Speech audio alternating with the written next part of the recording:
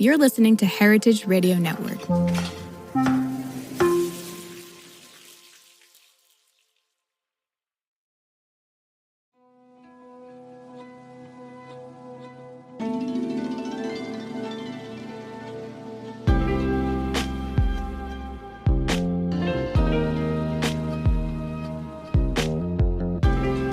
All right, episode 3. We've been talking about rice. We've been talking about Gullah Geechee heritage.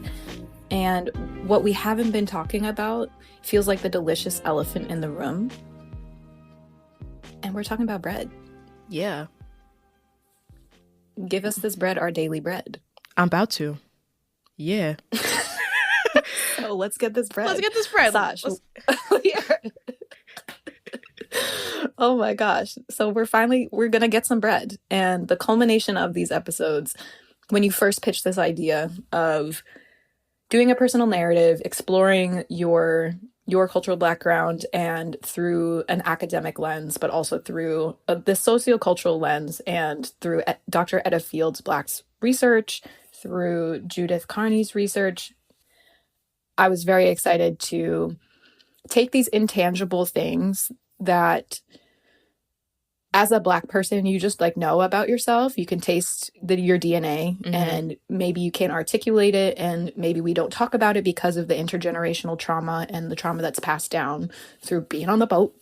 But these things that you just know in your spirit, and I was very excited that you pitched to us that you wanted to bake bread from one bread baker to another. That's kin. I love that. Oh, be careful now. I'm not no child. I'm an amateur at best, and y'all will hear it on the recording.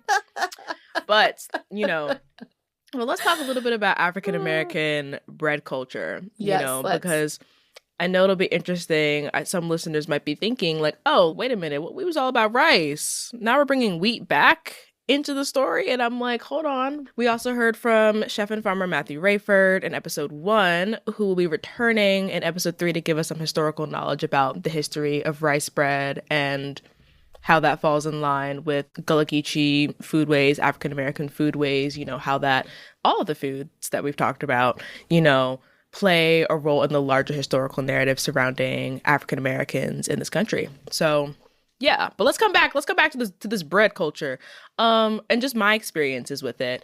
I think my experiences with African American bread culture are very ceremonial, of just cornbread for Thanksgiving, yes, cornbread for Christmas. Sometimes I'll make cinnamon rolls over the holidays, or bread pudding is something that comes up, or banana bread pudding is.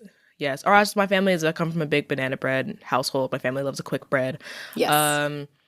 And then maybe on the occasional rare weekday, my mom will pull out some cornbread mix, and I'm like, okay, we cooking today. Oh, we're getting down. If the cornbread mix comes out on a weeknight, oh, we're eating good. We're eating good. I also think about biscuits as well, in the same lineage of biscuits, bread pudding, cornbread, and now we're adding rice bread to the mix, which I'm really excited about. Yeah, tagging on to your note about holidays, this very contextualized bread baking. Biscuits, I think, are maybe a bit disconnected from that, but I know that I've experienced biscuits in holiday times like Christmas and Thanksgiving, or even funeral services. There's so much. There's such a link between a place and a time to be with people and to have a specific type of bread. And so I felt I thought it was so beautiful that you were just going to bake rice bread on a regular day and literally record the it for most us. regular day. The most regular day. It was a very regular day in the DuBose household. It was a cold weekday in January. I was most definitely wearing sweats, bandana on, hair up, very regular. But it was a lot of fun. I'm not going to spoil the episode too much, but, cooking and baking and being in my kitchen is how I make these histories and legacies tangible. And it's always nice to try something new in the kitchen, especially on a weekday. I'm very much a weekend baker because I like to really take my time, and I'll reserve a whole weekend to bake something or cook something new just to really immerse myself in that experience. So giving myself that pleasure on a weekday was very was very fun. A little bit stressful because then I'm dealing with like the weekday hustle and bustle of living in a 6-person household. I'm like, ooh, my bread gotta rise, but my younger brother got a track meet, so I gotta go. And we gonna hit this bread at 8 o'clock at night when I get home after I eat the Chinese takeout. So yeah, that's the scene. I'm setting the scene for when I'm baking my bread. But I think there is something really, even though that feels, it's a regular day, we got a track meet, we got to do the eldest daughter thing.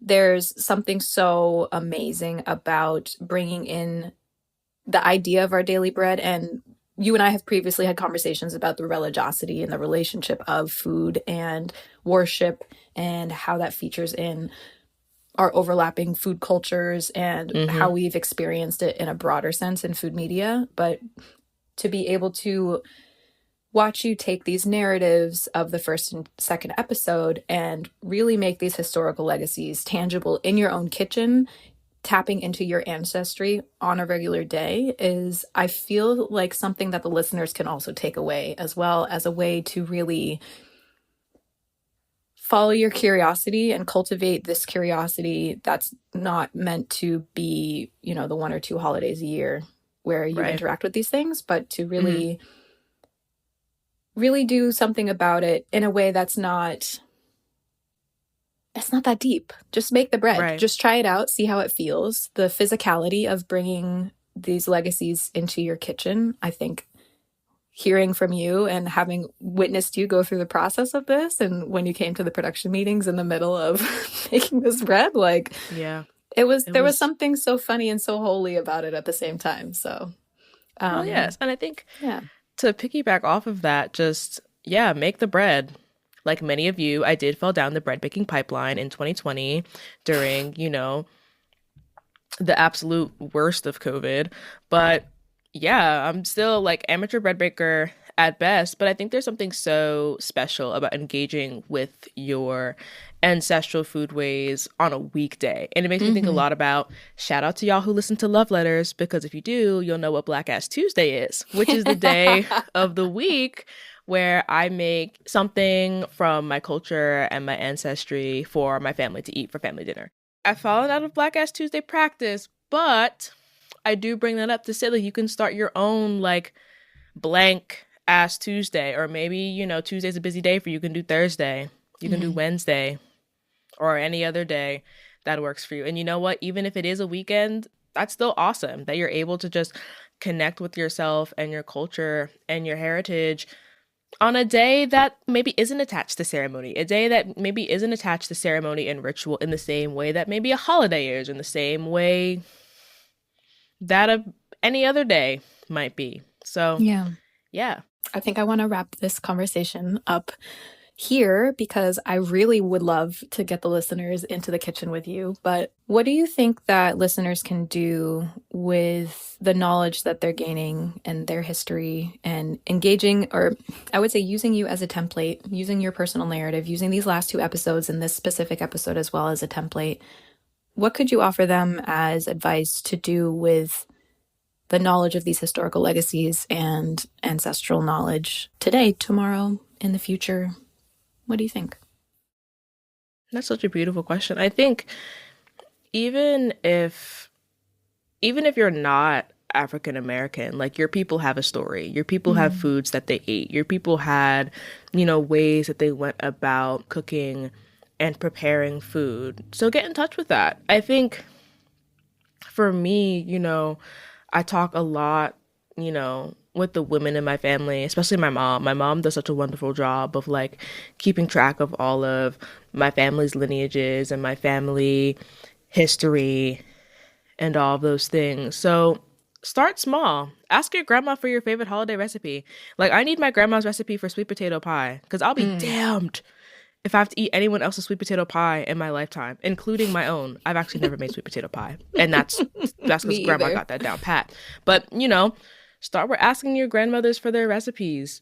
You know, for at least me being African American, like, so much of the way that my history is passed down and preserved is through the oral tradition. So I definitely suggest, like, talking to people in your community. And I think Matthew Rayford also mentions this in the episode that you're about to listen to, about just the importance of talking to your community and asking people where your food is from, what food is grown where you are, what food did your ancestors eat, what food does your grandma eat, what food does your aunt eat, and whether that's a staple grain or a staple starch or getting more into the vegetables that your people eat, just getting in touch with all of those people and all of those yous, the yous of the past, including your ancestors, the you in the present, because we do live in a world and a society where it is a feat to stay present in your body and in this present moment, but also the yous of the future. Again, I know things seem dire. I know people are questioning whether there's going to be a world or a country in like XYZ amount of years, but eat. Stay hungry. Say that again. To that point, eat. And to the listeners who, like Sasha and myself, are arriving to our family histories and our own personal diasporas in adulthood, don't be afraid of asking a lot of questions. Connect to the people around you, even if they don't share the same ethnic or cultural background as you. Just share as many meals as you can with folks. I personally found my actual cultural food history by interacting with other aspects of the African diaspora. Living in Holland, eating Surinamese food, eating food that influences Dutch culture, Dutch food culture. Scare quotes for those of you not watching us. But it really did give me a way to plug in without having that initial grounding, and removed by following my curiosity and following my connections with people and the sheer joy of sharing a meal with someone. It allowed me to let go of feeling fraudulent in food spaces that are very much oriented around honoring the food that came before you in your direct lineage. So instead of holding so tightly onto that curiosity invited me to be able to have these broader conversations of, I'm from the boat, you're from the boat, whatever boat you came from, let's share a meal. So whenever you're having those meals, actually be present and, be present for what your body might be telling you, because it's there. It's in your DNA. A piece of paper is not going to tell you what you know in your bones. And like Sasha said, stay hungry. Yeah. I'm hungry. I'm starving. Let's get this bread. Let's get this bread, Sasha. Let's get this bread. Yes. I'm going to let you take us to your kitchen in New Jersey. Listeners, thank you so much for joining me and Sash. I'm going to hop off and enjoy the bread baking. Ting. Toodles. After learning more about the rich legacy of rice, I knew I wanted to get into my kitchen and try something new. Gullah chef and farmer Matthew Rayford talks about different types of rice bread, which definitely piqued my interest. Oftentimes when I think about creating breads and using grains, it's really about a sense of place. My sense of place is Brunswick, Georgia, and we have rice in this area. So using everything from a little bit of rice flour, using Midlands, which is like the broken pieces of rice, to actually make this amazing rice bread. I love the crustiness of it. It breaks apart really, really well. It makes amazing sandwiches because some of those little small insights also kind of change how we deal with local grains as a whole. I would definitely say if you're looking to get some of the Midlands or some really amazing Carolina Gold rice, I definitely tell you to go to Anson Mills and Glenn Roberts. They are doing an amazing job with rice and rice cultivation. If rice bread is really about creating a sense of place, I'm glad that I got my ingredients and recipe from Anson Mills like Matthew suggested. However, I wish the more moderate climate came with my rice flour. Baking bread while battling the frigidity of a New Jersey winter is no easy feat, but I was up for the challenge.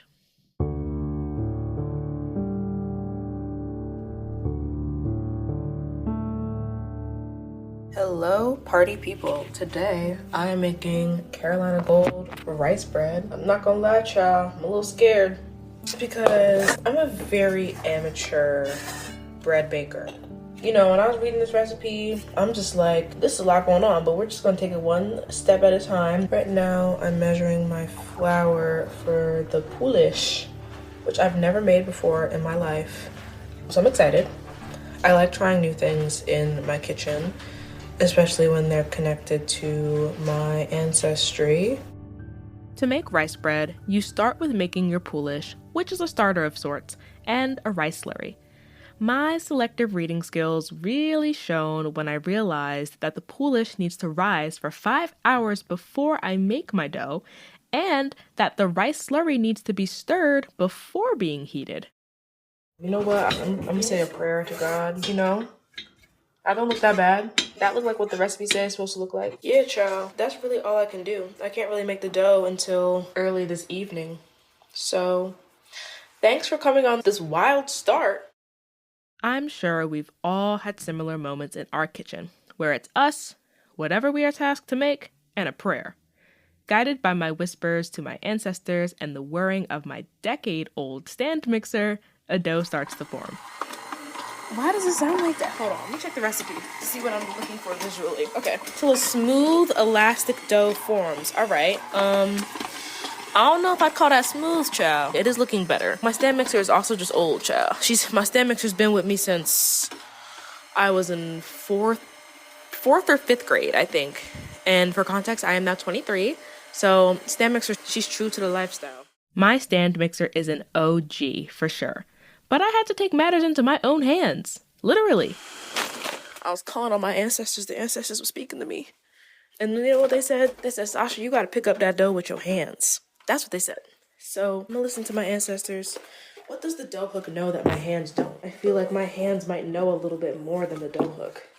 It made sense that I was convening with the ancestors while kneading bread. Silly, goofy moments in my kitchen are always the breeding ground for deeper reflection. Making rice bread was not only a fun work project, but part of my ancestors' way of life. Matthew gives me a glimpse into this history. So the slaves at the time were specifically brought over to produce rice. One of the things that happened is when the Civil War got to the point that it did, wheat was something that was cut off from the soldiers from the South.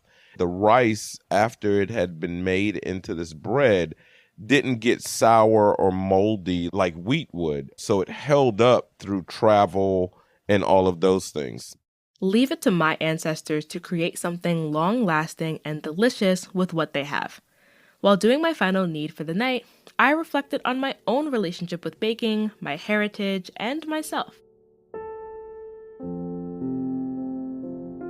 This is really important to me. I've also never baked bread that's tied to my ancestry and tied to my culture. I think if I reflect on it a little bit more, I think it's been a really meaningful experience because I really do enjoy making bread. I think I love kneading dough. I love the science behind bread and bread making and that craft, although it does intimidate me. I think I'm just excited to make something that my ancestors might have made. I'm sure that I probably have an ancestor who felt the exact same way that I feel right now, in a lot more dire conditions, worked and resisted and fought and died so I could be in my kitchen at 9:30 at night kneading bread and talking into my phone and getting paid to tell our stories and share this information. So that makes me feel better. Other than making cornbread during the holidays, this was my first time directly engaging with African American bread culture. My worries, like adding salt to my dough last minute, to being unsure about how long to bake the bread for, melted away when I realized that none of that really mattered. I wasn't baking to have a picturesque loaf of bread, but to get in touch with something deeper. I feel very connected to this bread in a way that I haven't really felt connected with a bread that I've made before. I feel like I put my spiritualness into that dough, although I do have a little insecurities. I'm like, I don't really know how this dough was going to work, but my ancestors didn't know how a lot of things were going to go. So maybe I need to take a page out of their book and just the good work, keep up the good fight, listening to my intuition, doing my best, and knowing that no matter what, someone's going to eat what I made. And my stout, pale loaf with the tightest crumb imaginable was eaten. I enjoyed my slices with butter and alongside leftover okra stew when I was feeling fancy. My brothers sneakily enjoyed slices late at night, and every morning I noticed that my already small loaf was getting smaller day by day. Anyone with brothers knows that they'll have the last slice and the last laugh without saying a thing. My Carolina Gold rice bread suffered the same fate. The morning where I was craving it the most, to pair with my leftover okra stew, it was gone. And any sort of bread baking insecurities went away with it.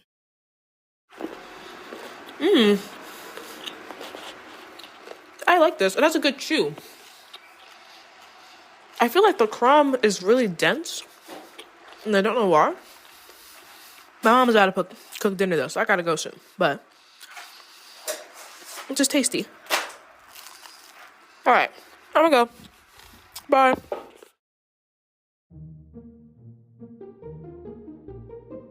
Rice Revelations is conceptualized and produced by me, Sasha DuBose.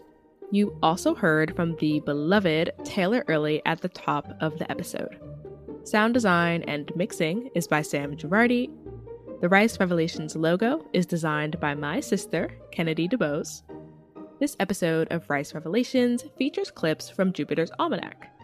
Hungry for more?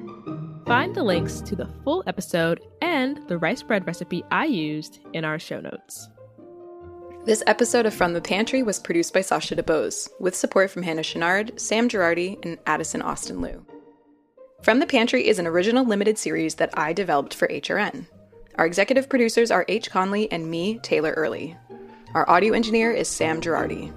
This program is supported, in part, by the Julia Child Foundation for Gastronomy and the Culinary Arts, as well as public funds from the New York City Department of Cultural Affairs in partnership with the City Council. From the Pantry is powered by Simplecast. From the Pantry is a production of Heritage Radio Network, the world's pioneer food radio station. Learn more at heritageradionetwork.org and follow us at heritage_radio and at meaty.gram.